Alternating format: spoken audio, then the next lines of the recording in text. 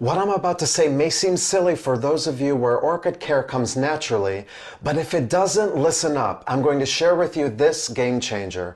Recently, when I did an orchid care talk for a corporation to a room full of people, people were confused about light. One woman said that her orchid was alive with healthy leaves, but it hasn't bloomed in years. I asked her one simple question. I asked her exactly how far from a window her plant was, and she said, "Oh, it's on a table about several feet away from the window, but it's pretty bright where it is." And I stopped her immediately. Several feet away is not good enough. That is, if you want your orchid to bloom, and no one grows them just for their leaves. And what seems bright to our eyes indoors often is not sufficient to get our orchids to bloom. Let me demonstrate with an example of the solution.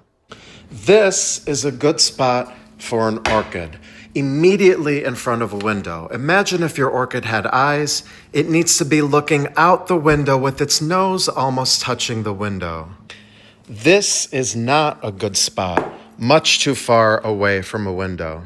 And this is a horrible spot. It is way too far from any window. Do you get the gist? Now, many houseplants can do well in all of these locations, like your pothos plant, but this is an orchid and we want it to bloom, and light is the top consideration for getting your orchids to bloom. So if you want your orchids to look like this, I want you to go move your orchids right now in front of your windows and let them stay there and wait until they bloom. Eastern facing windows with morning sun are amazing.